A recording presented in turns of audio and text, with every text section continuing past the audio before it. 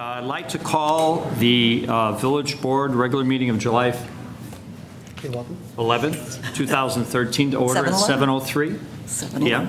Can I have a roll call, please? Okay, Mayor Gunter. Present. Clerk Simpson is absent. Deputy Clerk Kamack present. Trustee Eddington. Here. Trustee Barry. Here. Trustee Scott. Here. Trustee Barker. Here. Trustee Seneca. Here. Trustee Nero is absent tonight. Village Manager Cyril. Here. And Village Attorney Zemanek. Here. And would everybody please rise and join me with the Pledge of Allegiance?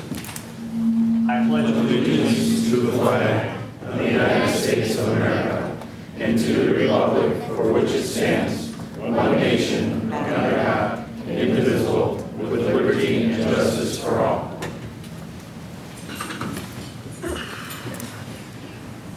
I'd like to welcome everyone, and the first item on our agenda is open forum.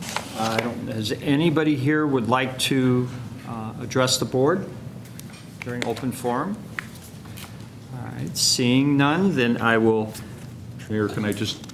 Yes. I think I have somebody coming in that wanted to do open forum. If it's not too late, or do you want them to do it later? Under open forum? Yeah. They can come in. Okay. I know he called me earlier. If it's yeah, we'd like him, let him. Still.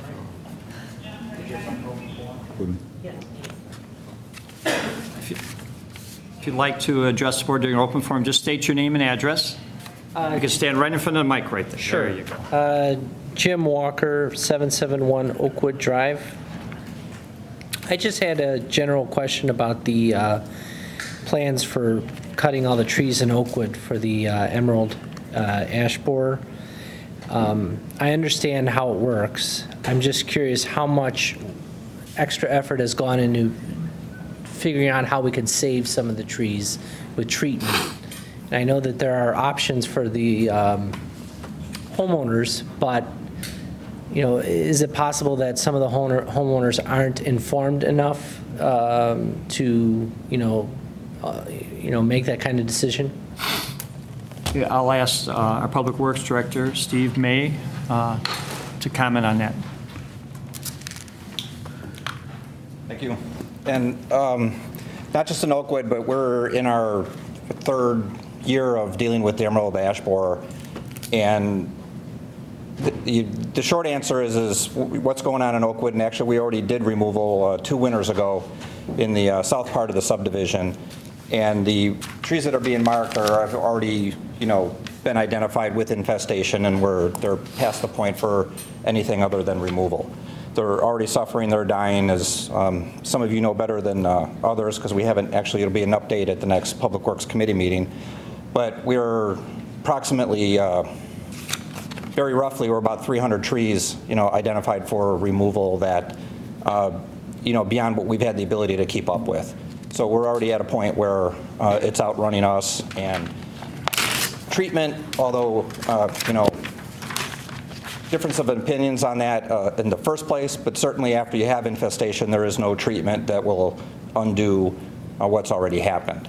There are, in Oakwood, people that have been coming in on their own, and actually there was an article published in a newsletter for the association about the ability to when we mark the trees, the ability to come in and get your tree removed from the removal list. And not that we're suggesting it, but the village forester is like, if they want to do it by permit, they can come in and, if they intend to do the application on the parkway tree, but he attaches a very long explanation of why he doesn't think it's, worth the expense to do that. We're not encouraging anybody to do it. But they have the option to do it if they want to, and we're not charging for the permit if somebody wants to take that chance. But we are not doing that. And I want to say, maybe it's third year already. There's one subdivision, a townhouse subdivision on the north side of town, that as an association, they wanted to take responsibility for all the trees, and they've been treating it for several years already. And I'll just, not that it's about that subdivision, but they are losing trees too, and they've been doing it for several years. So we don't find it to be effective, and we have no intention of spending anything on chemical treatments. You can go, yes, come on, you stand back up. It's Sure, sure. so- I just want to know, what is the average cost for cutting down a tree? Well, I wouldn't even know what an average cost was. There are many, when they get larger, we have to outsource it. We last year actually purchased a bigger bucket truck, if you will, that allow us to do bigger trees in-house. So far we've been doing everything in-house, and that is one of the things we wanted to talk about next Monday night was the fact that it's getting away from us and, the option to outsource or, maybe go into overtime situations to catch up with it. Up until today, we've been doing most of our bulk removal in the winter when it's slower and there's, other than winter maintenance, there's, not a lot of work to do as far as other infrastructure improvements. So we've been focusing on removal. In the early years, we were doing a removal all in-house, and we were finding infestation, and then we were doing like quarter-mile radiuses around that to try and, push that out and buffer it and just try and keep ahead of it. But we're past that tipping point, and we're on the Steve, on the other side of the line. safe to, it all depends on the tree size if you're removing Sure. a stump, but it could be anywhere from $500 to $2,000 depending on. Oh, easily, and the bigger trees, like I said, we mostly outsource the very large ones that we don't have the physical ability to do in-house, and those can be several $1,000s each. Mm-hmm. But John, our village forester has been, we have 2 crews that do that, and one's out there 100% of the time doing nothing but removals. But again, that's on our public right Just away. parkway trees, public parkway trees, and then this wasn't the question, but another complication with that is we've been leaving the stumps behind, and we're even further behind on stump removal than we are, with tree removal. But we don't want anything to get into a position where it's unsafe, and then, we can't keep up with it. You Okay, I don't want to take anyone else's more time, but you can stand up to your. all right.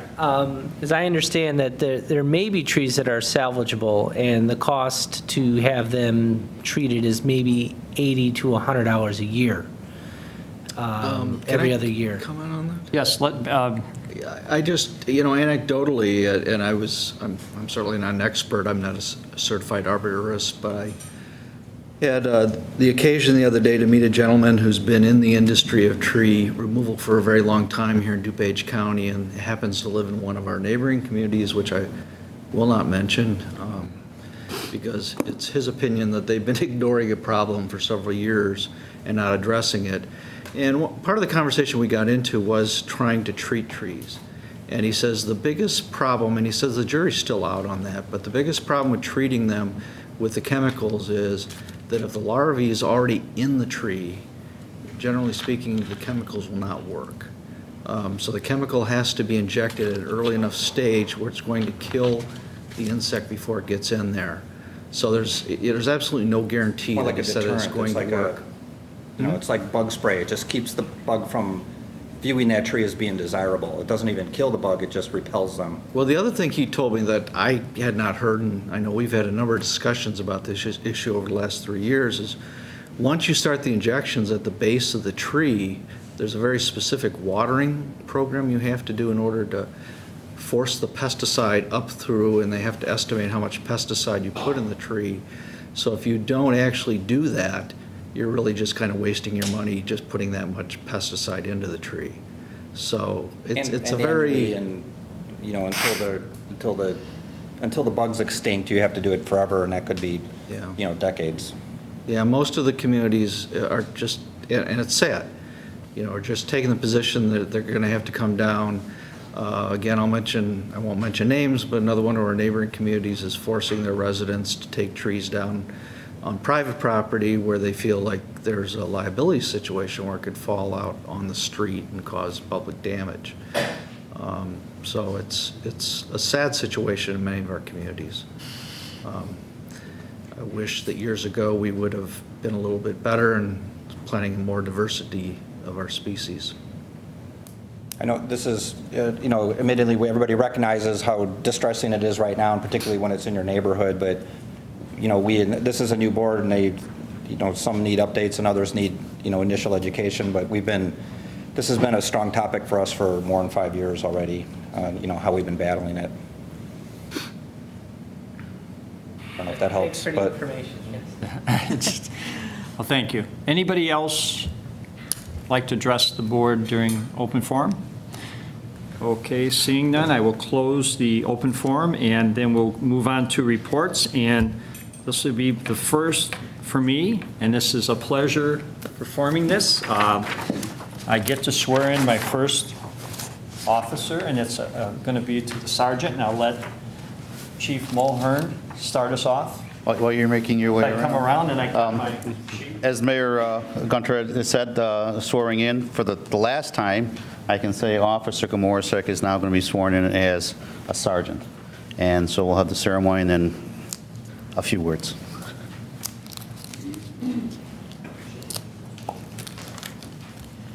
Please raise your right hand and repeat after me. I state your name. I, Greg Morzak, Do solemnly swear do solemnly swear that I will support the Constitution of the United States, that I will support the Constitution of the United States, the Constitution of the State of Illinois, the Constitution of the State of Illinois, the laws of DuPage County, the laws of DuPage County, the Westmont Village Code of Ordinances, the Westmont Village Code of Ordinances, and that I will faithfully discharge the duties for the office of sergeant that I will faithfully discharge the duties of the office of sergeant to the best of my ability. to the best of my ability. Congratulations. Thank you.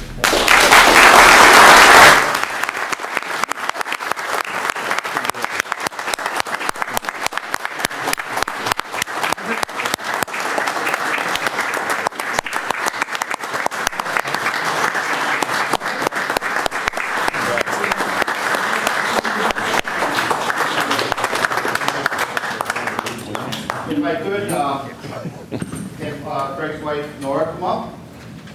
She's going to have the honor of finishing his new sergeant's badge on him. And the next round, stand by in case there's any more. And the kids can stand up. Practice, that's good. Kids are taking pictures. How cute.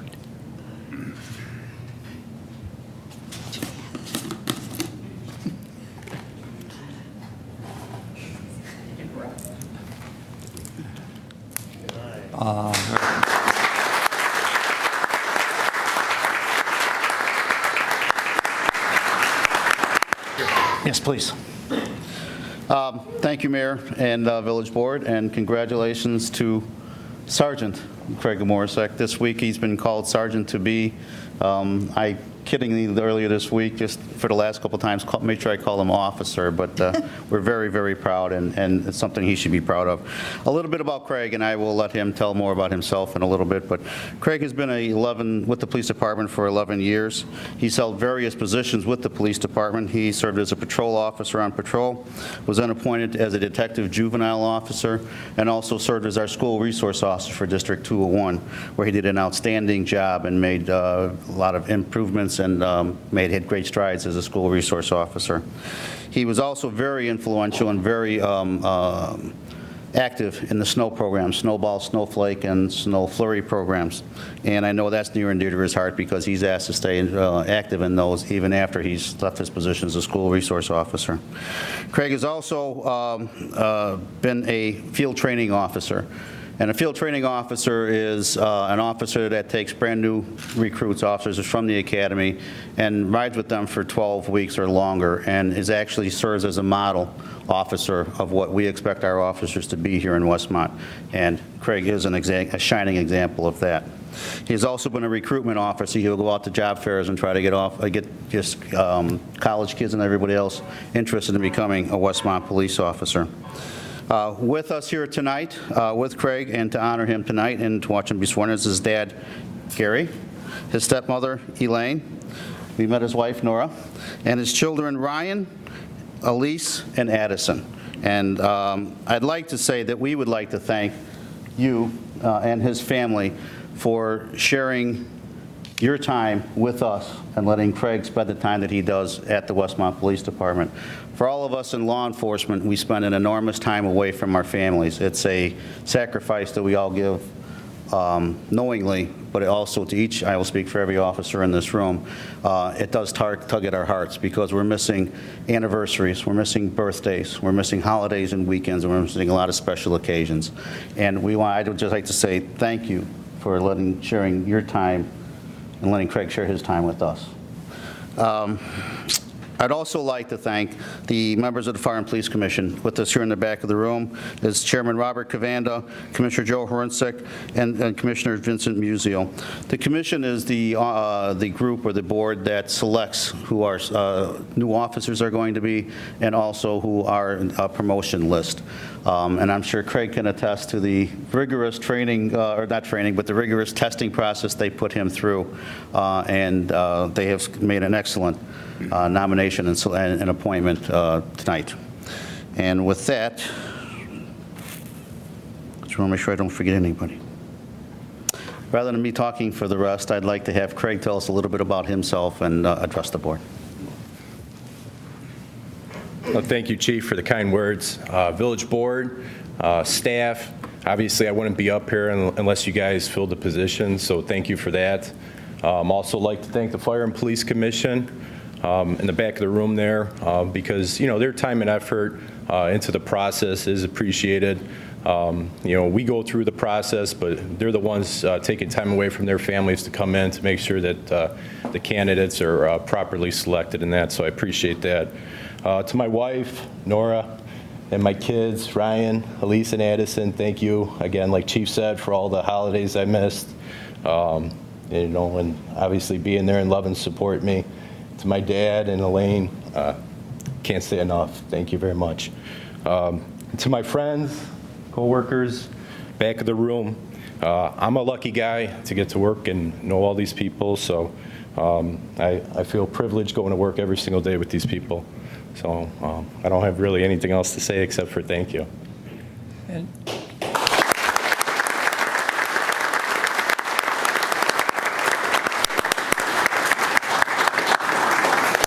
For everybody here in the room and for the board following the activities here, back at the police facility, 500 North Cass, we have a cake and coffee reception. Everyone's welcome to stop by. Just go in. We have someone that will let you in the lobby. Go upstairs to our second floor training center, and you can congratulate Craig on this outstanding career development. So, thank you. Thank you. Thank you. Good job. I was going to have you, Sergeant, I was going to have you have your family stand there so they can get on TV. If you want to have them stand up, they're dressed so nice, I figured the kids could get them up there next to you so they can get on TV. Stand up there so you guys can get on. Family picture. There you go. Get a stand up there so that you introduced them. You can stand and face here. That gets you on TV so that they can see how beautiful you guys are. Yeah, Thank you nice for letting your dad be a picture. policeman here. So thank you. Thank you.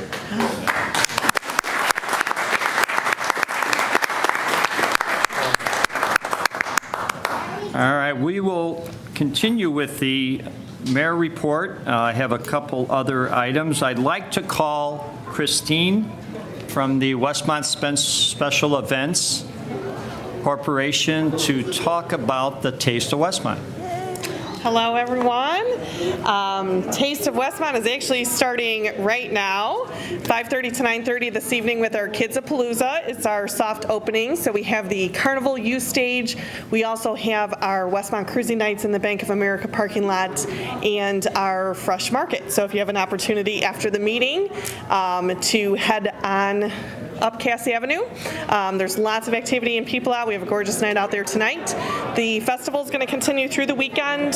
Friday hours are 4 to 10:30. We have Saturday noon to 10:30. Sunday noon to 9. We have a full festival opening tomorrow at 4 o'clock with our food vendors, beer and margarita tent, dining tent, and our main stage, as well as our Battle of the Bands, and Carnival will continue. We do have 4 Carnival specials this year for wristbands, $15 wristbands for tonight, Saturday and Sunday from noon to 4. You can purchase a wristband on site for $20. And then something new for this year, we have the Last Fling wristband for $15 from 5 to 9. So those are some specials, and kids can ride all they want during that time. Our main stage lineup this year, we took suggestions from the community to add a little bit of country. So our theme this year is a little bit country, a little bit rock and roll. Friday night, we will have line dancing and then the Gin and Tonic Band, followed by the return of Seventh Heaven, who got a great feedback from last year. And on Saturday, we have a Chicago Tribute Band, which is the Chicago Tribute Anthology. starting around 4 o'clock, followed by more line dancing and another country band, Hillbilly Rock Stars, and then our headlining act of Rock Candy. On Sunday, we'll continue with our open mic Muddy Waters Blues Jam. We also invite the community to come out to our Muddy Waters Museum at Westmont Center, which will be open from 1 to 6 on Sunday for tours for our blues fans that are visiting Westmont. And then Sunday night, we have a Journey tribute band, which is called Infinity. So we hope everyone has a chance to come on out, taste. There should be business specials, possible sidewalk sales within the blocks of Cass Avenue. And our wonderful Westmont restaurants will be all out there. We have some new ones and some returning ones, so everyone can come out and get a taste. And if I could just take a minute to also thank the village, the Park District, Public Works, everyone, all of our volunteers. We really have such a great turnout. I think there's over 200 volunteers that really come together to put on this event. And we also couldn't do that out with the support of the rest of the organizations in the community and, of course, our sponsors. So that's what I'm previewing right there. Westmont Auto Mile, of course, is one of our top sponsors, as well as Neat Kitchen and Bar, which is opening, I think, just this week in town, a new restaurant. Radio Disney, Suburban Life, Neighbors Magazine, and The Bugle are all media partners for us and help us out with our publicity and promotions. Bull Sox Academy is going to have a tent out all weekend. Kurt's Ambulance has come through with a sponsorship of our first aid tent so we can keep all our visitors safe. And Genuine Wellness Care is also a new business in Westmont that has turned out to support us this year, as well as Uncle John's Music, Uncle Bub's, Euclid, Waste Management, the Westmont Rotary, Play It Again Sports, Toyota, United Radio Communications, K-Hits, K-Love, DuPage Hounds, and many more of the business sponsors that also support us with property agreements so that we can put on the festival. So we want to thank all of them, and hopefully everyone in the community will come out and also visit our sponsors to thank them. Any questions? Thank you. Thank you.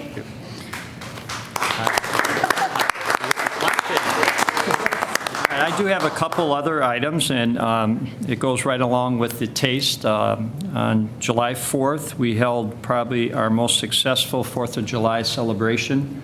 In the 14 years we've been doing it here in town, it's a total community effort, along with the village and the Park District, who basically run the event, and it takes pretty much everybody, every police officer, every fire personnel, EMA, and the park staff to run that event. But this year, there wasn't one incident at all. It was a total family event.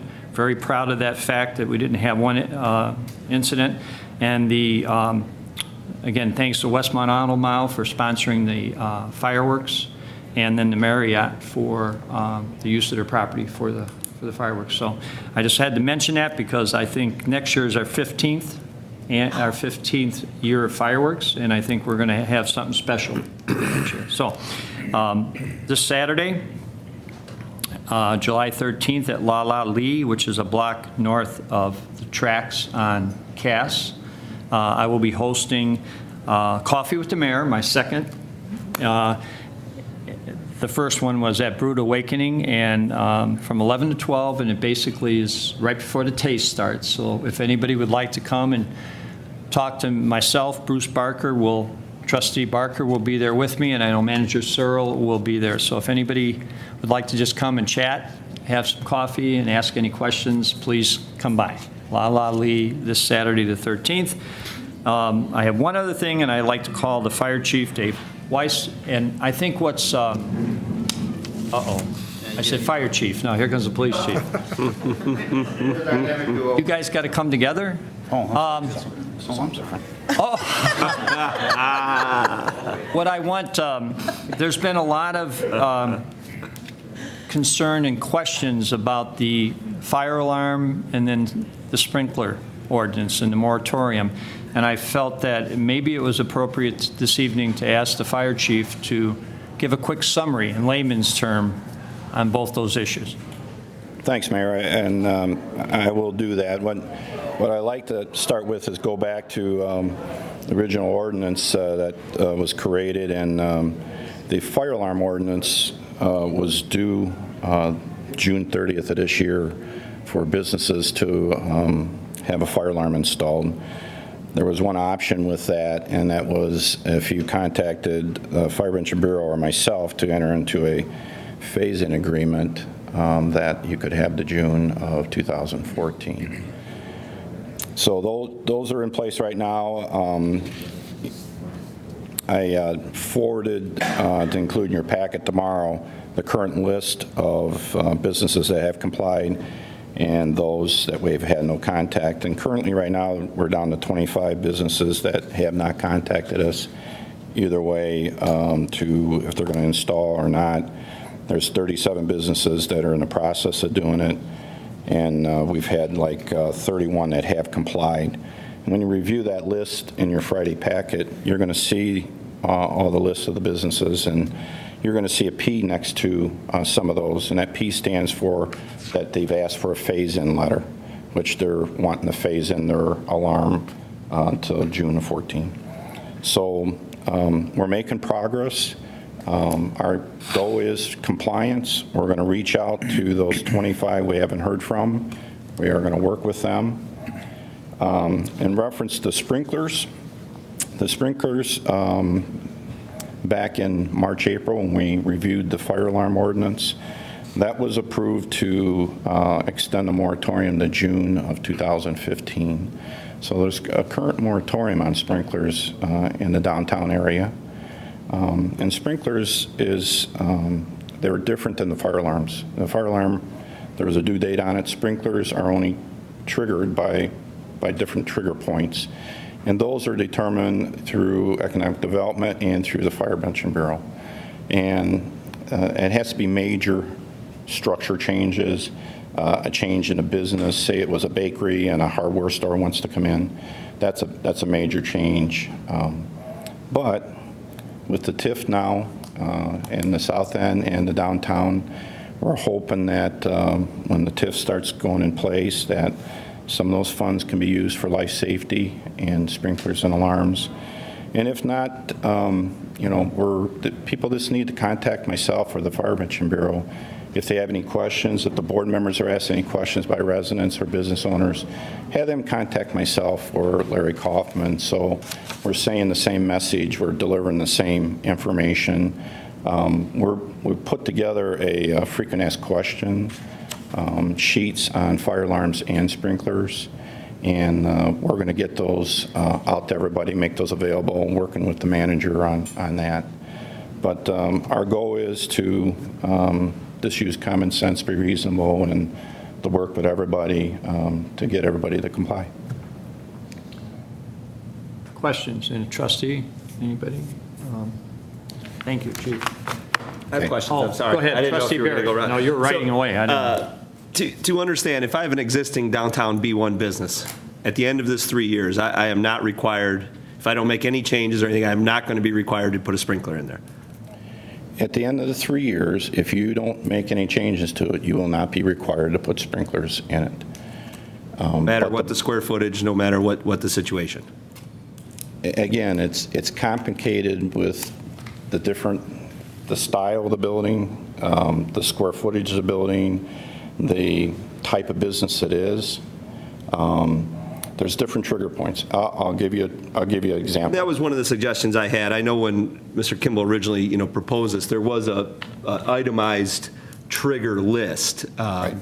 So that I think that would be very helpful moving forward, especially when we talk about new businesses that want to do things. So we could tell them, hey, if you do this, it's going to enact it, or if you keep it within this parameter, it won't. Right. And I think that would be very helpful moving forward. And we'll put that, we have that list. We'll make sure that gets available to you.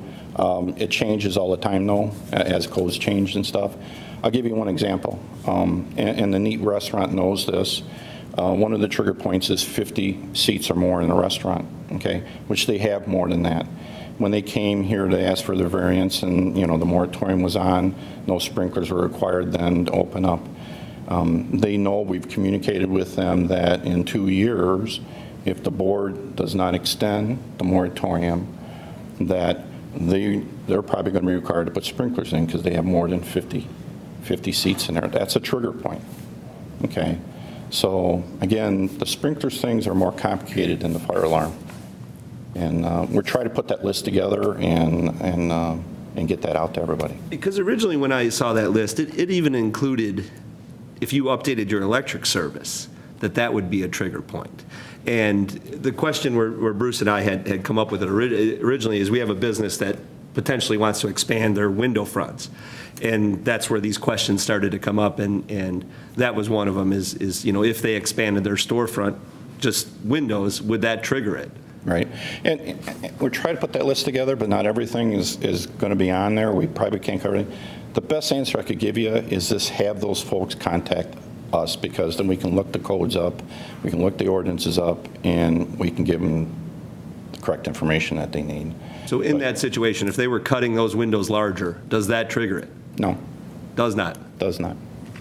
Great. And we've followed up with those people, and we've told them that. So. Chief, just for clarification, neat, open, and they have 50 seats, it triggers it, but it doesn't trigger it until the moratorium's over? So you don't have to have the sprinkler system until... That's correct. Okay.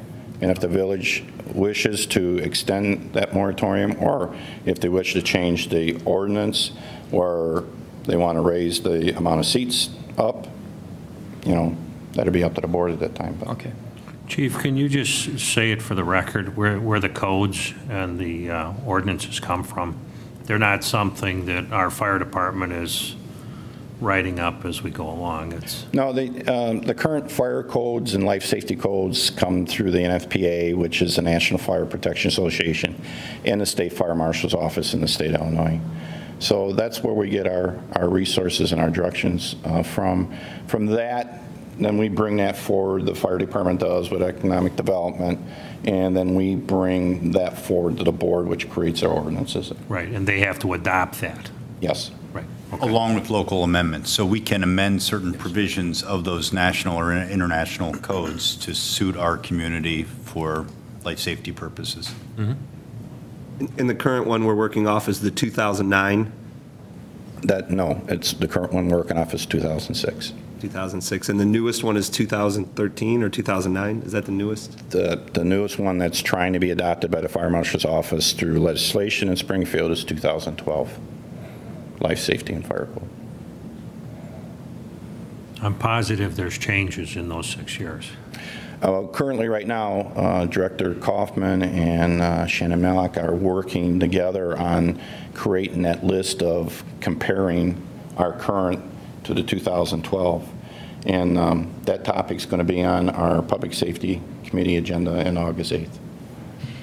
I thought I remembered when 2009 came out, we went through that exercise and at the time opted not to adopt it because the changes were so minimal and the ones that were there would have required significant cost and training. That's true. Yeah. So, I mean, it's not like the whole thing changes so just because we're on 6, it sounds old, but it's really quite up to date. Yes, and the unfortunate or fortunate or unfortunate thing is the fire marshal is the drive behind the 2012 adoption, and he's taken it through the legislation in Springfield, and he wants them to put in the law that they'll adopt this in the state. Now, I hope that they'll be able to give the individual municipalities the option to make amendments to it. But again, it's all down in Springfield. We're at the mercy of them. So that's a new thing. That code includes a new energy code, That's correct. And that code could probably generate quite a bit of additional costs to folks. Am I correct in? I haven't got much input on that yet, but I know it's included in it. But what's happening now is different than in the past, in that the state may force us to adopt that code. We may have to. Right. This may be more to Steve, but then what happens if we've heard this where possibly the water pressure or water is not there to run these sprinkler systems? What happens in that situation? That's not the case, so we're not at that point. There's Okay. more than sufficient capacity to accommodate. There was, and that you might be referencing the downtown B1 area, there was reference or some information going around that the water line was not large enough, but that's not true. We checked with Steve. The only issue we have there is on one side of the street. So, Zero setback, so right. it's expensive. Right. I think there was one address, too, that the Public Works Department was investigating, I believe, on that. I don't know if you had any, I think that's what Trustee Barry is thinking about. I heard it at the EDC. Somebody had mentioned that the infrastructure wasn't there, so that was the first, again, it was just floated out I there. know that's been circulating, but that's not accurate. Okay, great, thank you. Okay, thank you, Chief. And I think, I don't see, not under my report, but Police Chief Tom Morehorn would like to step up to the, Well, actually, oh, it's under the managers. Oh, then, okay. We can wait for it then, because I'm going to go down the order of the agenda here. And the next one is the clerk. Okay, well, Deputy Clerk, pinch hitting for Ginny. I just want to dovetail onto what Christine from the Westmont Special Events had said earlier. She gave a wealth of information about the Taste of Westmont. I just recommend visiting residents and non-residents alike. Visit the Taste of Westmont information at our village website. Simply that. Thank you. Thank you. Our attorney. Two quick things. In the, I see Vince Musial has left, but in the chaos of walking in, I think I mistakenly referred to him as Bob. Remember when everyone on the Fire and Police Commission was named Bob, and I think that's my default. Vince, I apologize for that. And then early this year, I scheduled 2 family trips this summer around board meetings, and with the board meetings being readjusted, they now fall when I had scheduled my trips. So the next board meeting on the 25th and the following one on the 8th, I'm going to be out of town. I'll have Anne Marie from my office attend those meetings, and I apologize in advance for that. That's all I have. And just as a reminder, we are now on every other Thursday. There will no longer be a Monday night meeting, so every other Thursday will be a regular board meeting. Come on Monday, you're going to be awful lonesome. Well, unless you go to the Public Works meeting, which will be Monday night. Right. Yeah. So, managers report. Manager Searle. Okay, couple things I wanted to ask for an executive session, and I'm not sure, maybe the village attorney can help me with the exact reference, but we would like to use the section regarding discussion of internal controls related to the audit. There is a section in the state law that allows you to discuss that in executive session, because obviously those aren't things you don't want to discuss and disclose publicly. So I'd like that to happen after this meeting. I know the chief is anxious to get up, but we're going to make him wait a minute because he gets to get up more often than some other department heads. I was going to ask the mayor to come around and make a presentation to our finance department. For those of you board members and people who have been following our budgeting process over the last few years, you realize it's a very involved process. It's a process that not only involves the finance department, but all of our departments. And but primarily it's organized through the finance director and his team.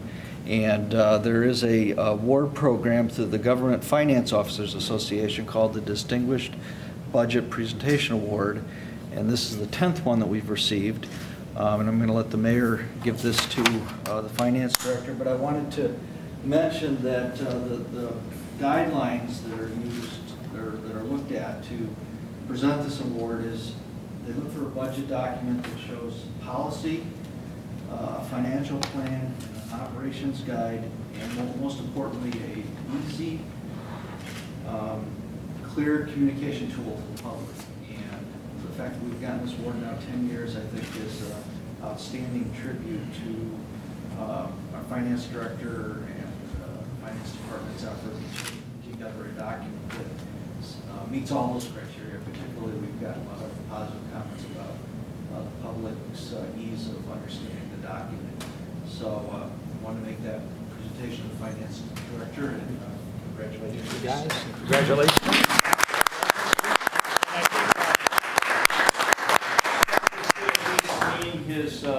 His department, who's in his department, so I think this is a good opportunity. Sure. So wanted to take this opportunity to thank the village board for all of their support and help in the budgeting process. As you're all aware, it's a lot of effort on everyone's part, from the village board to the staff in all the departments. And then, as the mayor mentioned, a special thanks to those in finance. And in finance, we have Tim Carlson, who's our staff accountant, who's here tonight. We also have Lynn Johnson, In payroll, Alicia Richards is an accountant in accounts payable, and then Annette Leaks, who is our finance assistant. And they all do a tremendous job and have contributed a lot to this budget and to all the budgets, and we're grateful for them and grateful for the great support that we have from the village board. As you're all aware, every year when we go look at budget cuts, we always say, if we need to cut the $500 for submitting this award to GFOA, we can. But the resounding response from the board has been, it's a good exercise to go through. We feel that it's valuable to our community to be able to have a budget that is presented in a way they can understand and provides these criteria. And it's great that we were able to have this award. And looking at the information from the GFOA, there's only, throughout the entire United States, there's about 1,300 communities that get this award. So that's a great award, and it says a lot about the culture here within the village. So thank you all. Again, congratulations. One other thing I wanted to mention about Mr. Parker and his staff is that we all know we had a big challenge this year with loss of home rule and loss of revenue, and he came up with an idea last fall in terms of designing a change in our budgetary process to help get us through that difficult decision-making process. And I think it actually turned out to be easier than a lot of folks thought, and it's primarily due to how he organized that into looking at programs rather than line items. And just, again, I wanted to say thank you to him for his effort.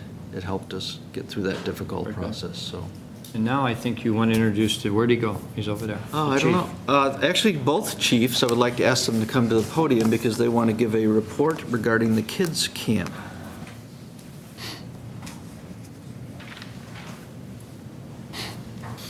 Thanks. I'm going to let the police chief speak because he's so anxious to had a lot of thoughts he put on paper here. And Good evening. As you know, every year the police and fire department sponsor a kid safety camp. It's offered 3 times, June, July, and August. It's a 2-day camp, and our first camp we successfully completed last month. And we have one of our campers here, Jesse Lewis. Jesse, if you could come up. All right. And I'll tell you, why don't we go and stand on this side so that way they can see, hopefully come around front a little bit. And Jesse, we look at our camper. You're going to face that way. You're going to face the way. Okay. All right.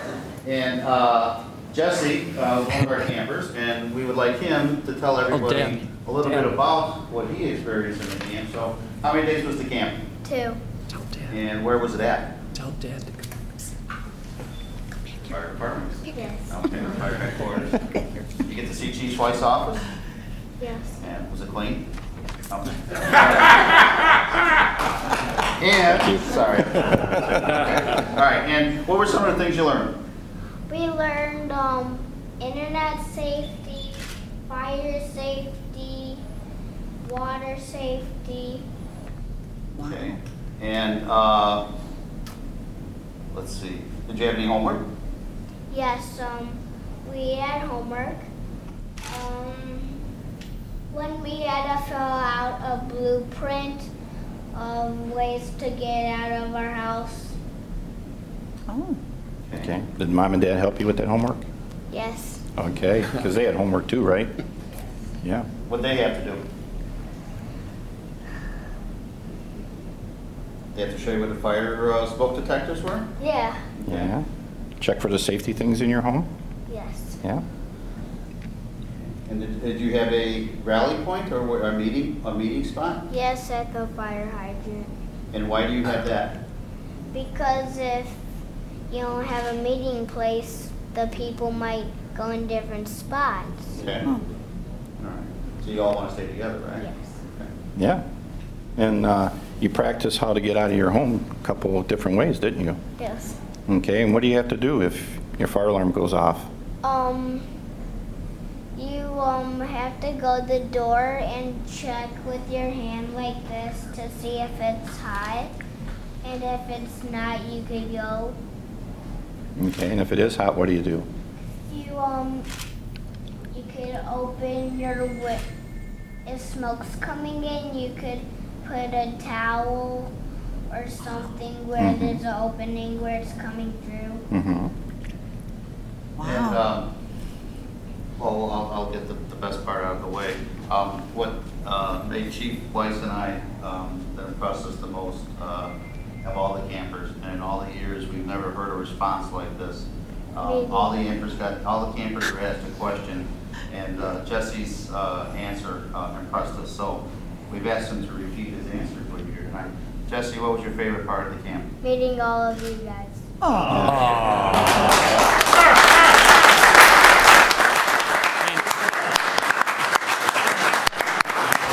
Jesse, who's here with you tonight? My dad, He's hiding back here. my dad, my mom, and my sister. Have you taught them? And my Aunt Rhonda and Uncle. There you go.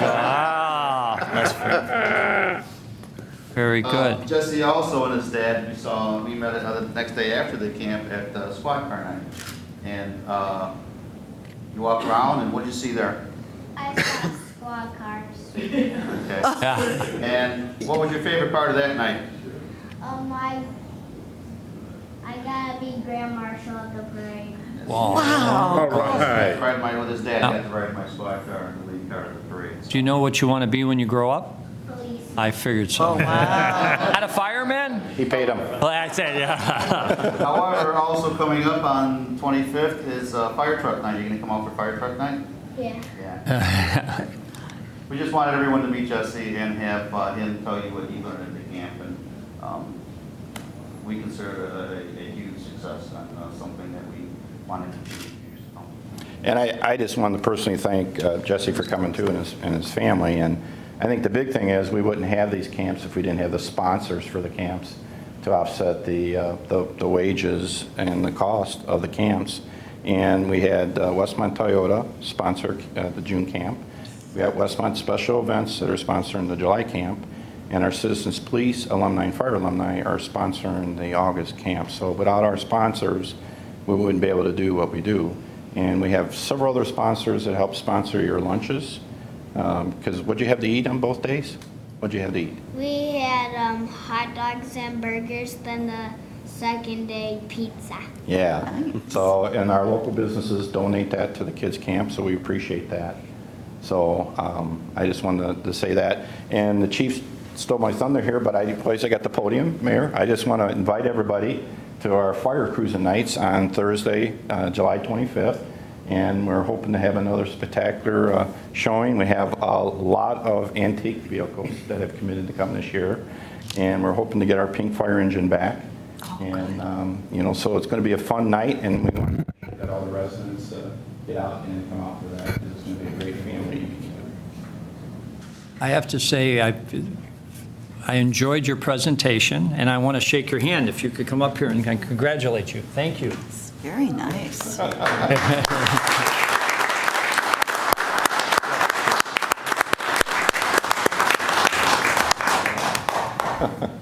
Okay, thank you. All right, thank you. Thank you, Jesse. Thank you. We didn't even ask him where he goes to school. Yeah. Where does he go to school? Manning. Manning. Oh, Manning. Watch out, Mr. Mayor. Right, Jess? What grade? What grade are you going to be? I'm going to be in third. Okay. wow. Wow. I thought you were going to be an eighth. Good. All right. All right. That's it? Okay, we'll go to trustees. Trustee Barry. Just two quick things. I have to congratulate the NEAT. We were able to attend there on Tuesday evening for a Rotary event, and glad to see them open. It was delicious, and I encourage everyone to stop out there and check out one of our new restaurants. Also, I've been reminding everyone of the July 9th FEMA date to get your flood information in for SBA loans. That's been extended to July 24th. So anyone who has that out there, you have a couple more weeks, I guess, a week and a half or so. And that's all I have. And welcome back, Jim Addington. Yeah, and guess who's next? Trustee Addington, off the international flight. Right. The only thing I have is to invite everyone to come to the Lions Club Carb Heaven booth, where we have corn, potatoes, and toasted cheese sandwiches. So if you don't have enough carbs in your body, we can take good care of you at the Lions booth. And I'm glad to be back. Thank you. And he did attend a international Lions Club convention in Germany. Trustee Scott. If everyone doesn't mind, I think I'll take Clerk Shimsky's role and say, while you're at home, don't be watching this. And get out to, come downtown and look at the car show and to the taste. Thank That's you. it. Thank you. Trustee Barker. I'm good this evening, thank you. Trustee Seneca. Thank you. I just wanted to extend sympathy to the Mackert family. Bob Mackert lost his mother last week, so sympathy to them. And just so happy that Sweet and Savory's open and Neat's open and we've got the taste, so go out and enjoy Westmont. Go out and really support our businesses. We have wonderful businesses here, so that's all I have. Thank you. Moving on the agenda item number 6, items to be removed from the consent agenda. Do any of the board members want any item removed from the consent agenda? I'm happy. Nothing. Then, unlike previous meetings, I'll entertain a motion to approve as presented. So moved, Seneca? Second, Addington. Do you want me to read? Would you like, on the question, would you like the manager to read? Announce the items. Can. Maybe the We've been doing it in the amounts. past, so- The I think we amounts. should. So the motion has been made second on the question. We'll ask Manager Searle to read the consent agenda. So under the consent agenda, we have the minutes from the committee of the whole meeting held June 27th and the village board meeting held July 1st. We also have finance ordinance number 6, the total of which is $959,739.09. And then we have several purchase orders, one to Burns and McDonnell for $8,600, another one to Strand Associates for $26,700, and then to Prison Coatings and Restoration for $45,300, and Baxter and Woodman in the amount of $49,675. And the final purchase order on the list is to Patnick Construction for $311,317, which is, as you probably know from the bid award earlier, is the North Hudson Water Main Replacement Project. And those are the items that we have on the consent agenda. Any other questions? Anybody from the public? Seeing none, can I have a roll call, please? Okay. Trustee Addington? Yes. Trustee Barker? Yes. Trustee Barry? Yes. Trustee Scott? Yes. Trustee Seneca? Yes. Moving on to new business. The first item is 31 North Cass, the downtown development grant request, and I think I saw Danielle here, but she probably had to hustle back to work. But the board is to consider an ordinance approving a downtown development grant request from Danielle Curran of Sweet and Savory Spot in the amount of $814.77. Manager Searle.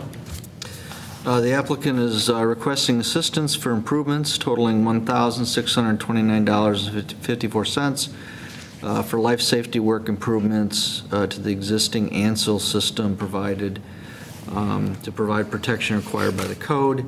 The grant committee met on July 2nd, and we have our Community Development Director, Shannon Malik, here to comment as part of that committee. Thank you, Manager Searle. Danielle apologizes. She's swamped this evening, which I think is great news for Sweet and Savory Spot. She offered to come back if we wanted to postpone this. I'm willing to present on her behalf if you're comfortable. The committee did meet on the 2nd, and there was no issue with the recommended amount of $814.77 as the amount for the grant. Any questions? No. I would also entertain a motion to approve. So move, Scott. Second, Addington. Motion's been made and second on the question. Anybody in the audience? If not, can I have a roll call, please? Okay. Trustee Barker? Yes. Trustee Barry? Yes.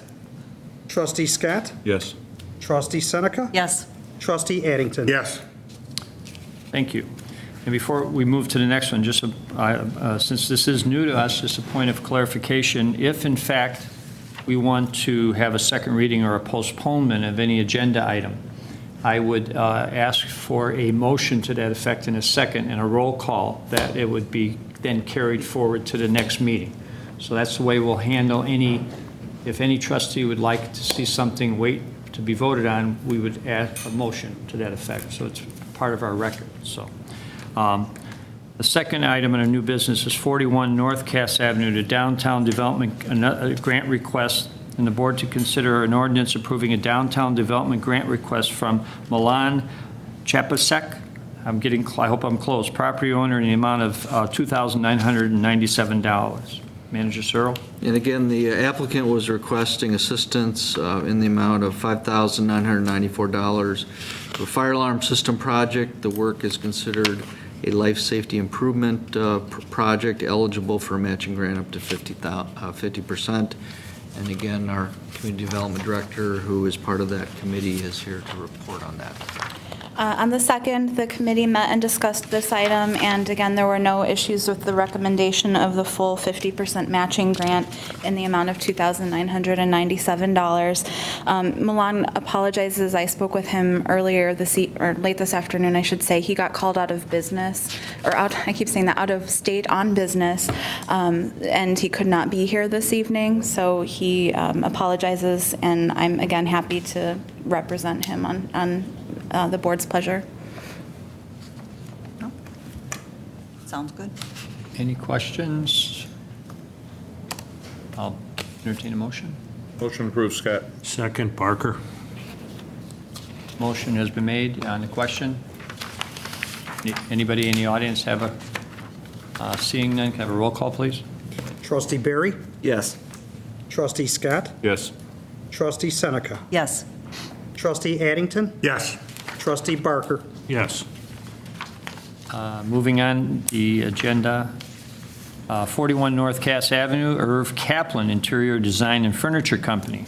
Board to consider an ordinance approving the following request from Irv and Ruth Kaplan to operate Irv Kaplan Interior Design and Furniture Company at 41 North Cass Avenue in the B1 Limited Business District. Manager Searle. So again, the applicant is requesting assistance for a $5,994 fire alarm system project. And again, it's eligible under the grant program for a matching grant up to 50%. The grant committee did meet on July 2nd. I didn't get a chance to mention on the earlier ones, but it was requested last meeting if we would show a running balance on what's left in the fund, and that information is on your agenda. So if any board members have any questions about that is there, and I forgot to mention that, so I don't think apologize. So. And then we have the applicant here, Irv Kaplan, and staff person, or community development director, to answer any questions from the staff's perspective. And I'd like to say Irv is to Rotary what Trustee Addington is to the Lions Club. And we're going to talk about that. Well, while Trustee Addington was in Germany for Lions International Convention, Irv Kaplan was in Lisbon, Portugal for Rotary International Convention. So we're keeping up with each other. The other thing is I'd like everyone to know that I took care of 2 items to be in compliance today. One was to apply for the permit to continue my business in Westmont, as is. And the other was to fulfill requests from my wife to give her more money to pay bills. So we took care of both today. We're in compliance. Irv Kaplan Interiors has been in town since 1981. And for good reason. We are moving the business from 22 North Cass to 41 North Cass. Milan, who you just heard about at 41, is the owner there. He's a wonderful person. So that means I've had 3 great landlords in Westmont. One was in the Long Realty, and the other was in Steve Zimsky's building, and now in Milan's building.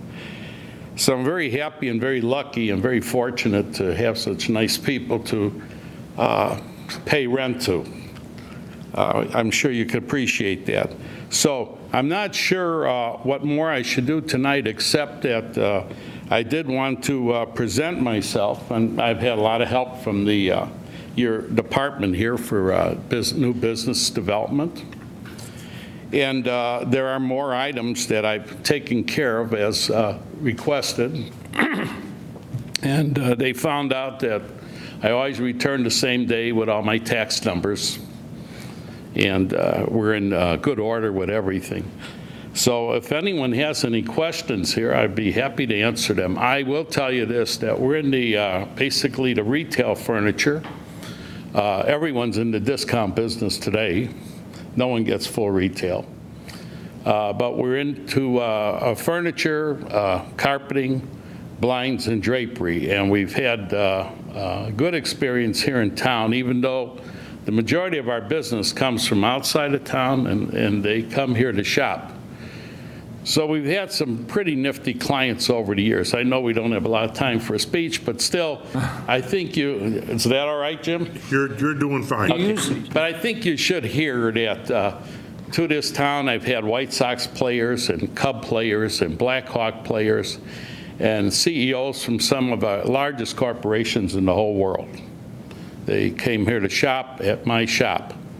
And it's very nice. I can brag about that. We also take care of the customer who just wants a chair, one blind, and perhaps a sleeper or something small. We treat them the same way as we do someone who wants to furnish a large home. I might add that probably contrary to many comments that are made in this town, I stand before you and look at some of the customers. I have to say that if you ever hear that no one in this town patronizes a business in this town, that's not true. My business has been patronized by many of you, and I thank you for that support in business. So is there any more that I can say or do? Any questions? I guess we just wish you 32 more years of business in downtown.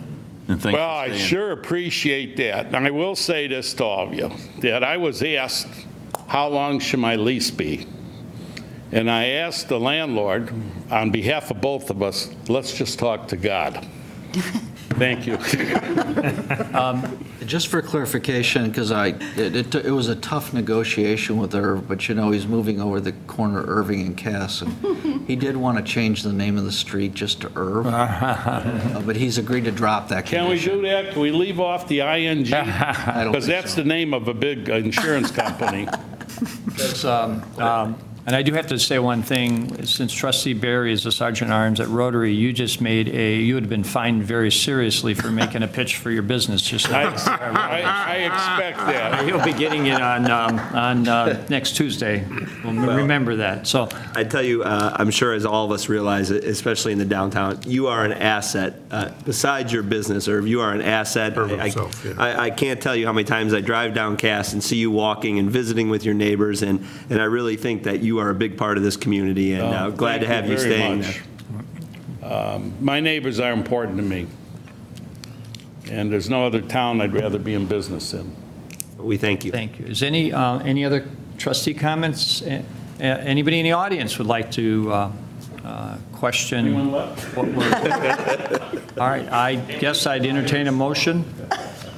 So move, Scott. Second, Seneca. I think we have a tie here. Go ahead. If you're Jenny, you just call it. All right. I heard you a little bit louder. Okay. I was going to go ladies Second is first. Barry. Any further questions? If not, roll call, please. Okay. Trustee Scott? Yes. Thank you. Trustee Seneca? Yes. Trustee Addington? Yes. Trustee Barker? Yes. Trustee Barry? Yes. Thank you, Irv. Thank you, Irv. You can sit down now, Irv. Go I get 'em. I just bought 2 lamps there Tuesday night from after the Rotary thing. My wife liked them. Tried yet? We got to cut. Yeah, they work very nice. That's your. Very nice. Was that your present to Natalie? Yeah, no. Next agenda item, 34 South Cass Avenue, GMD Kitchen and Bath. Board to consider an ordinance approving a development permit request from Tarek Marhibi. Very good. Oh, to operate GMD Kitchen and Bath at 34 South Cass Avenue. Manager Searle. The applicant is taking over the existing home improvement center of the Westmont storefront at 34 South Cass, and will operate a center design and sell kitchen and bath cabinets and countertops. We have the petitioner here to comment, and we also have our community development director to answer any questions from the staff. Okay. Again, I'm looking to take over an existing business that in a home improvement, and which I've been doing for the past 9 years. We have 3 existing locations in Aurora, Rolling Meadows, and Mokina. And this opportunity came along, and I would love to have the opportunity to take it over and be in Westmont. We are so happy to have you back in Westmont. Thank you. Thank you. Amen. Thank you. Thank you. Shannon, you have anything you'd like to add?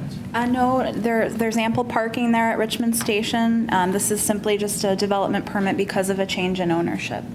Great.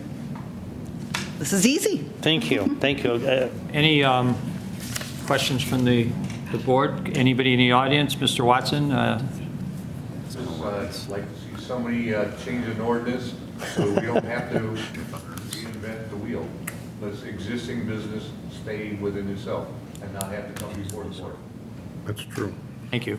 Motion to approve Seneca. Oh, I'm sorry. Oh, Go ahead. well, No, go ahead. there is a motion to approve. No, he had something he wanted to say. There'll be a question after that. Okay. So, is there a second?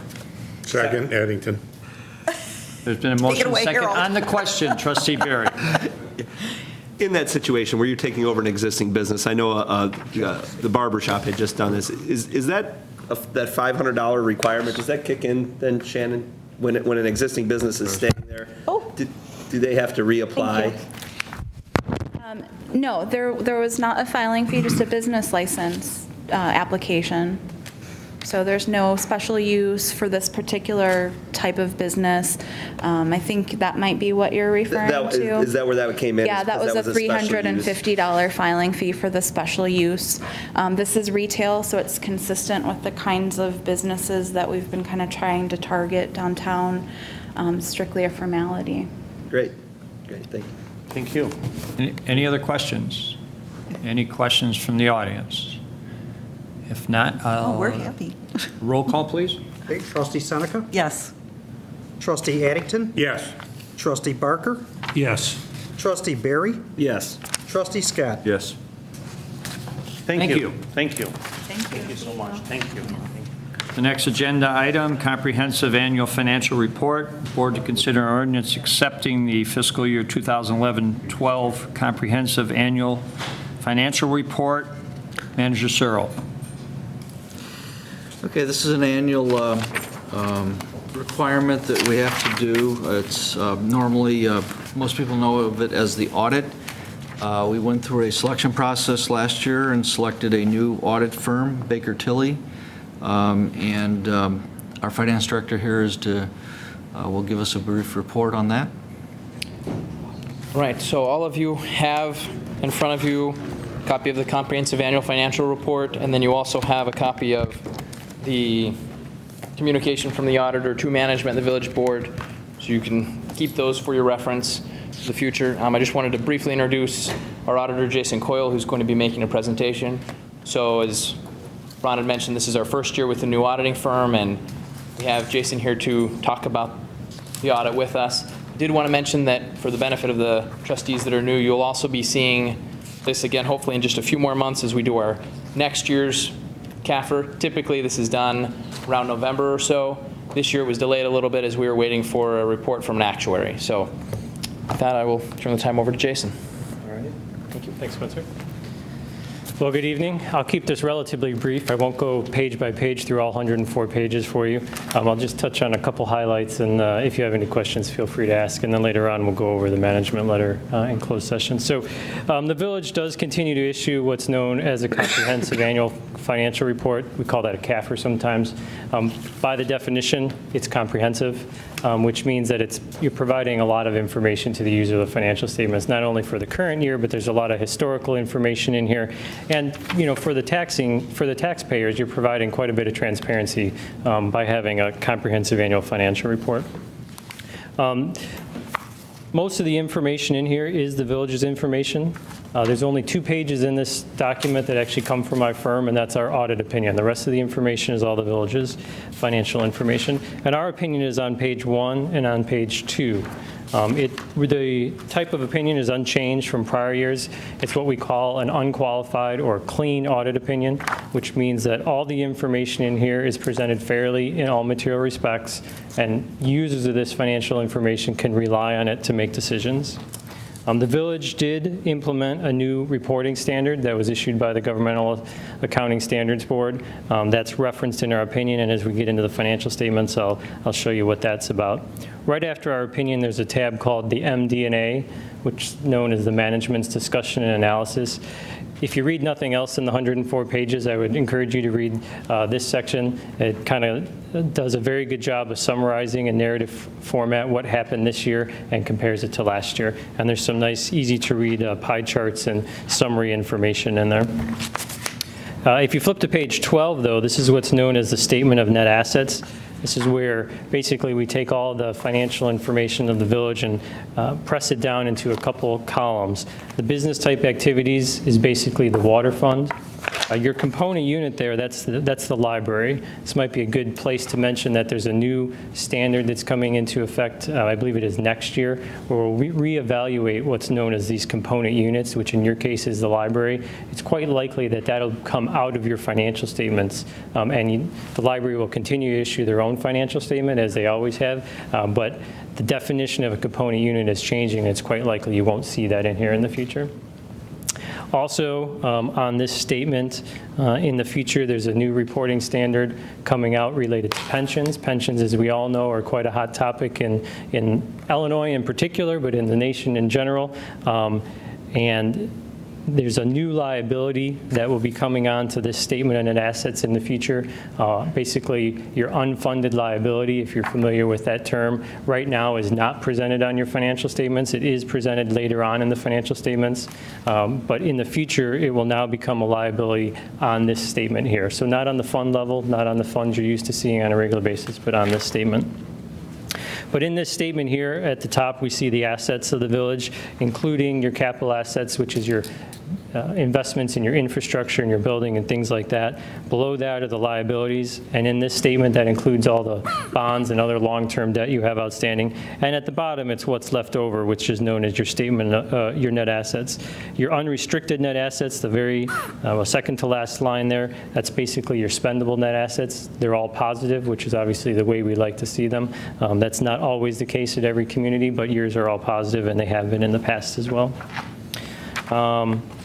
If you flip to page 15 and 16, this is what we call the balance sheet of your governmental funds. So these are the funds you're probably used to seeing on a regular basis. That bottom section where it's labeled fund balance, this is where the new reporting standard that went into effect this year comes into play. There's new categories down here that weren't here in the past if you were to compare this side by side with last year's financial statement. Basically, it's going to try to present the constraints on your fund balance, starting with non-spendable being having the most constraints, all the way down to unassigned, which is available to spend on whatever the village so desires. So that's the impact of the new reporting standard this year. And you could see various different line items here that where the money is restricted or committed for particular purposes. I'll just go over a couple more statements here with you, and then I'll open it up to questions. If you flip a couple pages to page 18 and 19, this is your income statement for the governmental activities for the year. If you look near the bottom, there's a line called net change and fund balance. We usually like to see that be a positive number. That means your revenues exceeded your expenditures for the year. And it is a positive number overall in total. Fund balances went up almost $2 million. The only fund that had a decrease was your capital projects fund, and that's because that fund holds some land that's being held for resale, and the value of that land changed. That's really just a market value change is what that is right there. So overall, your fund balance in your general fund, your main operating fund, is about 23% of your expenditures for the year, which is, right, probably where you want to be. I believe your target percentage is about 20%. Governmental Finance Officers Association recommends approximately 25%. So you're right in the ballpark on both of those of where you want to be. If you flip to page 23, this is your proprietary funds, which mainly is your water fund. This fund, the idea here is that it's self-sustaining through charges for services. And if we look all the way down to change in net assets, we see a positive balance there. That means the fund is indeed self-sustaining, and the charges for services pay for the operations of that fund. I think the only other thing I'll really point out is on page 72. This is your police pension fund information. And your police pension fund is approximately 50% funded. I know a lot of communities are always curious where their funding is on the pension side, which is basically in the ballpark. You know, the average police pensions in the state of Illinois are funded approximately 54%. So you're almost on average with where most police pension funds are funded right now. With that, I'll open it up to questions, or I could go into more detail if you like. It's completely up to What's our funding ratio for IMRF? IMRF is on the page right before that, page 71. So you were funded almost 70%. Do you know what the statewide average is? I don't know off the top of my head. I believe this is higher than the statewide average, though, yeah.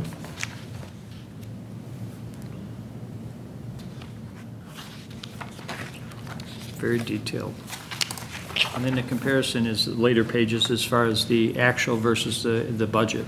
Correct, yeah. You can look at that and see what was budgeted and appropriated and what actually happened then. Yeah, that goes into quite a bit of detail there, but it is always nice to see, you know, we budgeted this, that's where you predicted it to be at the beginning of the year. How did it actually end up at the end of the year? It's always nice to do that comparison. And then in the very back, the tab called statistical information, that gets into a lot of 10-year trend information, which, you know, if you have some time to sit down and see how things have gone over the past 10 years, you can see some interesting trends that occur. And that statistical section is really where the comprehensive part of the comprehensive annual financial statement comes into play. Very detailed, thank you. Any other questions? Should we just look at the management letter? Or you? Do you want to talk about it now, or? Oh. It's ours to look at. It's yours to look at, yeah. There's several different sections in here. The first part goes into the recommendations. After that is some communication from us to you regarding management's responsibility in an audit, the auditor's responsibility in the audit, and in the very back is the management representation letter that the village signs every year when we do the audit. So there's quite a bit of information in here. To be honest, some of it gets a little boring, but it is very important to understand and comprehend it. Spencer, want to add anything? You want to show them your plaque? Kind of covers all of it, and you know, we'll be discussing the first 4 pages of the management letter at a later point. Okay, very good. Any other questions? No, thank you. All right, thank you. Any questions from the audience?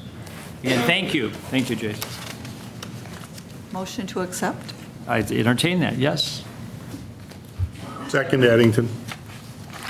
Motion was made and seconded to accept as presented. Any questions? Roll call, please. Okay, Trustee Addington? Yes. Trustee Barker? Yes. Trustee Barry? Yes. Trustee Scott? Yes. Trustee Seneca? Yes. Next item on the agenda, the selection of bond counsel. The board to consider an ordinance authorizing staff to select bond counsel. Manager Searle. Okay, as the board knows, we've had several discussions, couple discussions at the Administration Finance Committee level regarding the possibility of issuing bonds to address some capital needs, some infrastructure needs. Tonight at our committee meeting prior to this meeting, we discussed the fact that we've reached out to two different highly qualified bond counsels. One is Ice Miller and the other is Chapman & Cutler. And what this item is doing is asking for approval or direction to the staff that once we get a final response from both of these firms, we have not yet from Chapman & Cutler, to be able to select one of those two firms to help us in the next steps in the project of trying to put together a bond program to address our infrastructure needs. Questions? The mayor appoints special counsel, the Board of Trustees has to consent to that appointment. So what you're doing is pre-consenting to the appointment of one of those two firms, depending on staff's recommendation and the mayor's appointment. And we heard nothing but good about them, so. Yeah, the ones we're looking at are more than adequate to do the job, and I trust staff making the right recommendation that I would appoint. So I need a motion. So moved, Addington. Second, Barker. Motion's been made and seconded on the question. Anybody? If not, roll call, please. Okay, Trustee Barker? Yes. Trustee Barry? Yes. Trustee Scott? Yes. Trustee Seneca? Yes. Trustee Addington? Yes. Agenda item G, engineering services agreement with Baxter and Woodman. Board to consider an ordinance approving a proposal from Baxter and Woodman for the north roof and HVAC improvements at the fire department headquarters station. Manager Searle.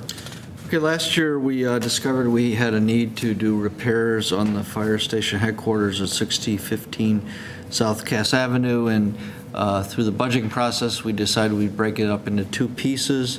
This is the second piece. So the south side of the roof was designed to replace last year, and this would be the other part of the roof for this year.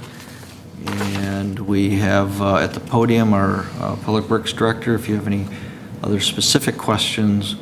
It is something that we do need to get accomplished. The building has been around a number of years, and we've had some water leaking problems there the last, I don't know, 2 to 3 years at least, I'd say. Yeah, no, I guess I'll just add, the chief knows the issues, with the roof better than anybody, but this is the engineering services contract, and we, engineering or facilities maintenance, will coordinate the efforts with the engineer to put together the contract documents to do the second phase of the roof. The actual staging of the roofs was intentional because the second part of the roof that has to be done is where the HVAC equipment is now, and that all has to be relocated onto the section that was completed last year. So this is just the final logical step. And this is just the engineering services, it's not the construction. Okay.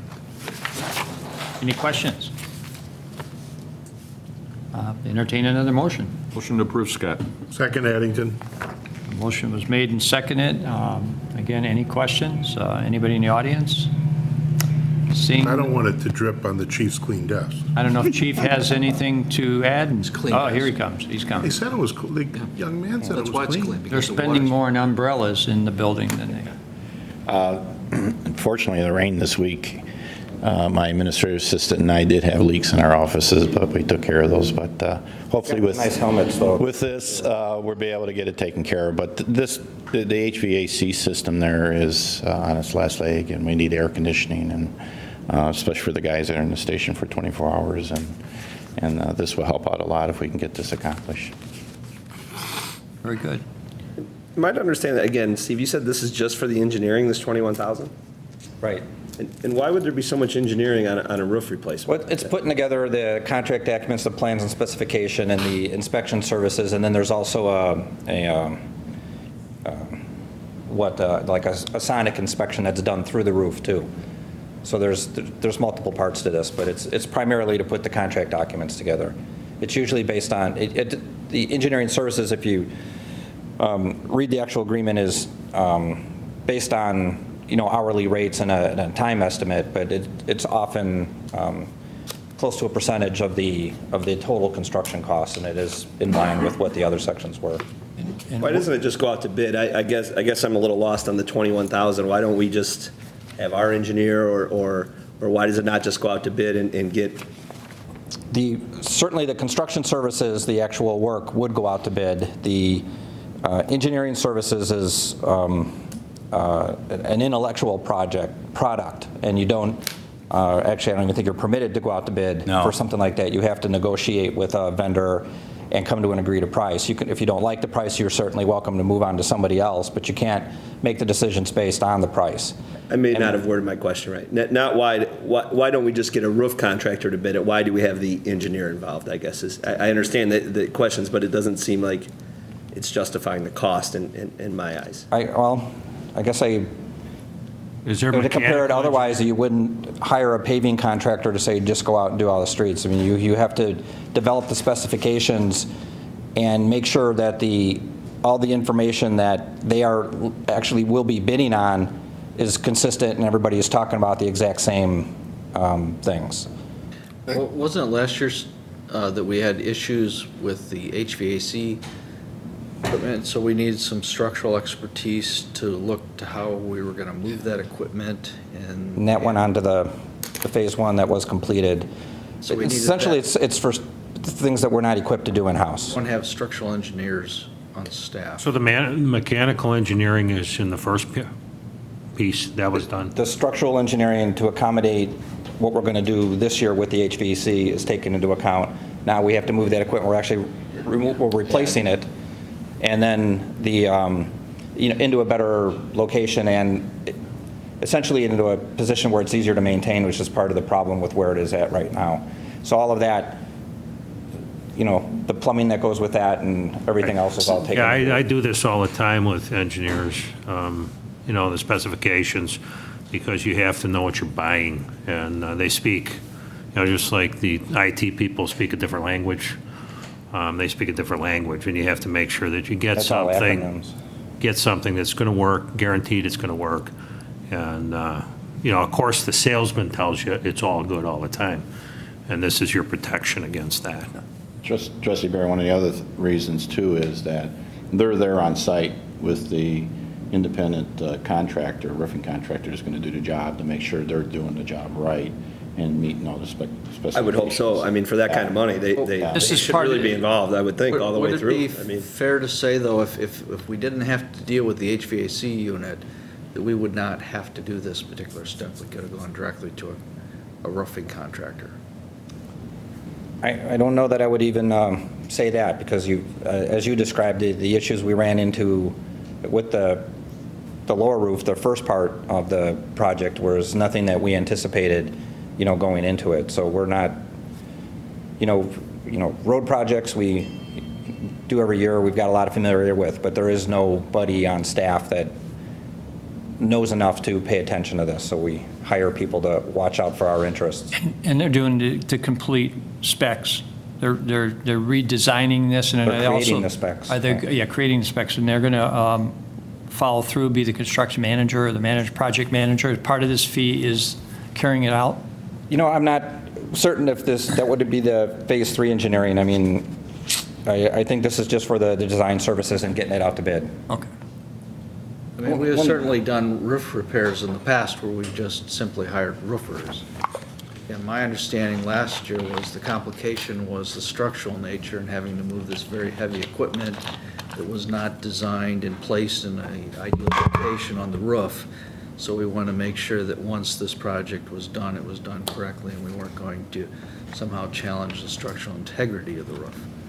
That was my recollection from last year as to why we took this approach.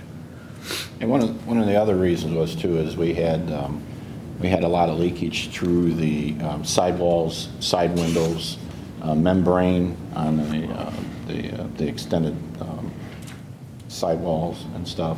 They had to remove a lot of brick, put a new membrane in because it was completely gone.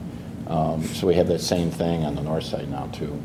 But like Steve said and the manager said, the main reason is our AC units are on top of our hose tower now, and it's going to be moved down to the administrative roof area, and we needed an engineer to see. Basically redesigning. Right. Yeah. And you were correct with your earlier statement. If you look at page 4 of the proposal, the construction supervision services are included in that, and they're actually broken out into the two components. The design engineering is $12,000, construction-related engineering services $9,500. And I think that kind of, I would hope, helps Trustee Barry, because that's a big difference. Half of it almost is following it through and overseeing the construction of it. Thank you. Any other questions? Did we get a motion? Yes, we did. Oh, I knew that. Roll call, please. Okay. Trustee Barry? Yes. Okay. Trustee Scott? Yes. Trustee Seneca? Yes. Trustee Addington? Yes. Trustee Barker? Yes. I can do the next one. Okay, agenda item H, maintenance services agreement. Board to consider an ordinance approving a services agreement with Prism Companies Incorporated for the Public Works Water Division Garage Floor and Street Division Sign Shop Improvement Project. I'll allow Public Works Director May to continue. All right. It's actually a maintenance service. It's a floor refinishing with a product that, very short version is an epoxy-based product. It's a new coating. They'll do some, leveling of the floor and grinding and getting rid of the defects, but it's a new coating. The best way to describe this, well, you'll find out on Monday if you attend the tour that we'll have after the Public Works Committee meeting. This is the same product and maintenance that we did in the actual pump house in the water plant there, and it's a kind of a non-slip, almost feels rubbery, surface. This contract was already in the plans to do it in the water division garage area, or the garage where the vehicles are housed, to redo that floor. And for those of you that remember the issues we had with the sign shop at the street division, they had to actually vacate that room because of the issues with leaking roof and mold related. And it turned out the tile floor that was in the sign shop, once we actually had it inspected, was an asbestos product, so we had to have that professionally removed. So that section of the sign shop was kind of added to this contract while the vendor was coming in. And what was I going to say? We'll do it at the same time, but there was another point there and I forgot what it was. Well, anyhow, we have to finish the floor in the sign shop so that we can move that equipment. He's taking up, all of his equipment's taking up one of the garage bays with the sign shop. The sign making materials and everything, and the computerization and everything, it's got to be in a climate controlled environment. So both these issues will get taken part of in the same project. And is this a specialty project that this company is kind of? Yes, this is their specialty. Their item. We looked into different floor types and maintenance when we did this previously in the pump house, and this is the product that was selected at that time, and this is the only vendor that does that. Okay, and we've used them before, and you've had no issue. Yes, it's fantastic, and I look forward to showing you on Monday. And what time Monday? The Public Works Committee meeting will start at 6 p.m. on Monday, and we'll meet for the last time at the Water Division, 39 East Burlington. Okay. Now, questions? Motion? Motion, Addington. Second, Barry. Motion and seconded to approve as presented. Any questions? Anybody? If not, roll call, please. Trustee Scott? Yes. Trustee Seneca? Yes. Trustee Addington? Yes. Trustee Barker? Yes. Trustee Barry? Yes. Moving on to agenda item I, and this is kind of exciting. Yes. Westmont First Commission, Trustee Barker has had a vision, and that vision now has become reality. And the board is going to consider an ordinance to create a Westmont First Commission. And I think I'm just going to ask Trustee Barker to continue. Well, I'm pleased that we decided to save the best for last this evening. So I waited my turn, and it was an idea that I had a while back, and a vision for the village, and I thought that it could be implemented. I thought it could be successful, and with the help of residents of the community, with the help of business owners in the community, and with the help of the village staff, we were able to pull something together to take advantage of this wonderful opportunity this weekend at the Taste of Westmont. And with the board's approval and the consent of the village, we would like to go forward at the Taste of Westmont and promote this Westmont First committee. And that requires people to actually do things and get involved in our community. But before I get into the details of that, I'd like to thank Larry McIntyre, and I'd like to thank Glenn for the hours that he's put in assisting me in pulling this all together for this evening. And I'd like to thank the mayor for the push, because he said, let's get this thing going, and I appreciate that. And then the residents and the businesses that have been involved in this. So if the board's in favor of this, we would like to start at the Taste of Westmont and promote this idea of looking at Westmont first. And that is 3 components at this time. First component would be, I think as of today, we have 17 or 18 organizations in Westmont that work tremendously with volunteers. They're the backbone of those organizations, and they rely on that. Taste of Westmont, 200, 250 volunteers, Westmont Special Events, the churches, the PRC, and all these different organizations. So we'd like to challenge all the residents of Westmont, if you volunteer anywhere, volunteer in Westmont first. So that's one of the components of it. The other one, our chamber director is here, and this is something that he and I had talked about a while back. He actually had an article about the value of shopping in Westmont and patronizing the businesses in this community. And the chamber has a chamber organization, but what I want to do is I want to take this to the entire community, from the south end of town to the north end of town, and include everybody in this program, where we encourage everybody in Westmont, if you're going to spend $1, if you're going to buy a car, if you're going to put gas in your automobile, if you're going to go out to eat, if you're going to buy your groceries, drive a little farther and go to the grocery store in Westmont, go to the car dealer in Westmont. Give them an opportunity to quote, give them an opportunity to get your business. And then if it doesn't work out, it doesn't work out, but look at Westmont first. The third component of this is to ask the residents and the businesses to help solve the problems. And it's problems or issues in the community, to get involved in their community. I've learned this through my campaigning. I've learned this for living in town for 20 years. And the best thing you can do for your community is to participate. And we all know that. Everybody here knows that. But the folks at home that haven't done this yet, there are all kinds of opportunities to help out. We had ad hoc fiscal review. We had home rule was brought forth by citizens out of a recommendation from a citizens group. The TIF district was brought out by a recommendation of a citizens group and brought before the board. The next one on the agenda, chaired by Trustee Nero, is the stormwater. The solutions for those issues work with local government to get them implemented.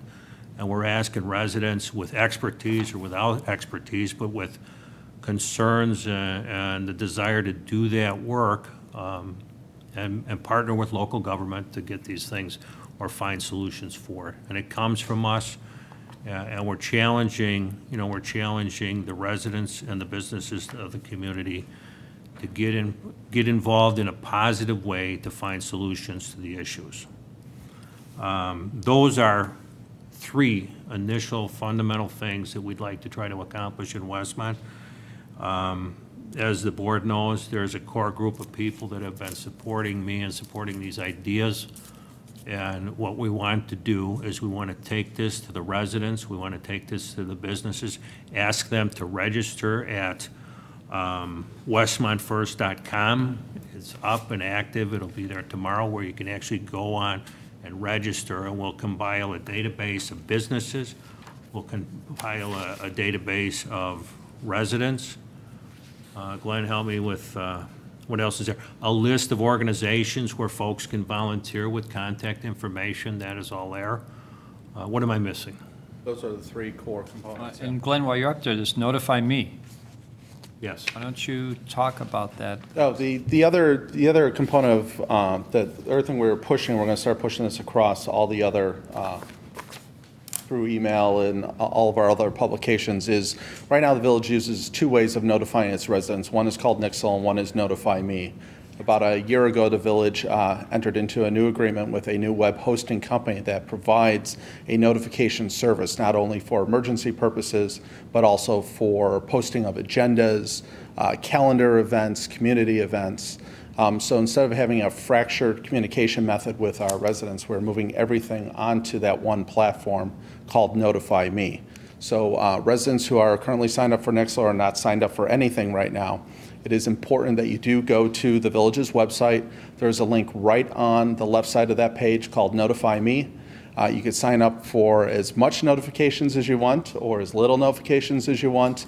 But the real important one is the top one, which is the alert. So if we have an issue like the flooding or something else going on in town, we can get emergency information out to the residents. But definitely sign up for the other items underneath that as well, especially for community events, the calendar. You can choose whether you want to get a text message or if you just want to get an email. So you can choose how intrusive you want those notifications to be and for what items you want to get paged with as a text message or an email. Okay, so that's part of what Westmont First is all about, and I'd ask the board and the village staff to support that going forward, and we're anxious to get started, and I'm looking forward to many, many years of this for Westmont. And you have presented us a core team member list. Right, and the core team member list is actually folks, what I'm trying to do is capture people that are throughout the town, representatives from the South TIF District, Central TIF District, resident neighborhoods, civic organizations, all of those folks as a core team, as an advisory council to pick the directions that we move in. But certainly this is open to everyone, and this is open to the businesses, and it's a organization that I feel that's going to grow quickly, and we're hoping that it catches on, and then it broadens the participation in the community, and it broadens the awareness of the value of choosing Westmont First. So what are we being asked to do tonight? Because the reason I asked that, it says board to consider an ordinance, and I haven't seen an ordinance. Well, I emailed the ordinances to all the board members today. It included an ordinance which amends the code of ordinances to add this as a committee in the village. You may recall a couple weeks ago, month ago or so, the ad hoc Stormwater Committee was created, and that too was an amendment to the Code of Ordinances to create that committee, and that's all this vote is. It's authorizing the creation of a commission. Well, it's actually a commission, I believe. Commission. Sorry. Opposed to an ad hoc committee. Commission. And yeah, that's the concept, is to create that. Trustee Barker's already reached out, got some people that are interested, and I think he wants to come back at maybe the next set of meetings and talk about those folks, maybe even invite them here. I think that's part of your thought Right, process. I would like the core folks that have helped with the background for this organization. I'd like to invite them here. I'd like to invite the people that have signed up. We anticipate that there is some kind of oath for this organization, and that we create this awareness of the value of doing things Westmont and doing things Westmont First. And it's an awareness campaign, it's a marketing campaign, it's a positive solutions campaign. Any other questions? Trustee Barry? Discussion? Yes. First of all, it's a great idea, and I thank Trustee Barker for doing all the legwork on this. The one question I have, and reading through, I don't know if this is a misprint and I thought, it says in here, that it is the residents that recommended home rule. And I thought from the last election, the residents voted out home rule. So I guess I have some confusion on that. And then being on the village website, does it look like we're promoting home rule from the village? And I thought there was some... Well, my interpretation of this was Trustee Barker mentioned we had two different ad hoc fiscal committees. One of those, I forget if it was the first or second one, recommended going for home rule. So that's what I interpret this to mean. That was- It was that Misinterpreted. organization, Right, that it was committee. It was a recommendation that yeah, came from an ad residents. hoc committee. And his point was that some of these ideas have come from citizens committees that have been in prior existence. Because it almost appeared to me that the citizen committee that fought home rule, I thought maybe that's what you were referring to, No. that citizen group that Yeah, fought home rule. we never had a citizens committee, I see. one way or I the see. other. They were on their own. Yeah. I see. I Yeah. see. I see. He's referring to the ad hoc fiscal committee, I believe. And that was one of their He's giving recommendations. examples of Yes. things that have worked in the past, committees that have. Correct, Yes. correct. Okay, very good. Really excited. Thank you, Bruce. Harold. It is cool. And It's it gonna is, be nice. another point would be that if we get to the ever of issuing hotel grants again for promotion of the community, either internally or externally, I would view this commission as that body that would be able to implement that. Well, I had asked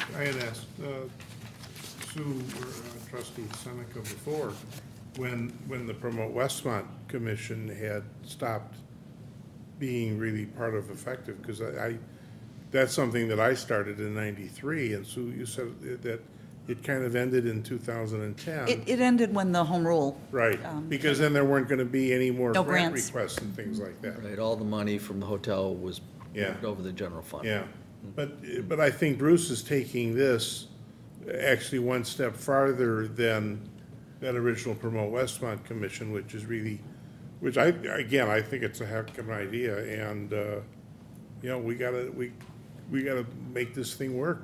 I love it. I think Thank you. my impression when he first approached me was right along the theme that you started as mayor about, talking about what can we do to get civic engagement. Exactly. And to me, this is like an umbrella commission to go out there and promote civic engagement. We already have other kinds of bodies and entities that people can volunteer and get involved in, but this is going to be a program just to promote that. That's how I understood it and interpreted it. And it's great that you went all around like that, because we see that so often. It's downtown, it's this area, and we forget about sections, and I think that's gonna be great. Yeah, and it's business and it's neighborhoods too.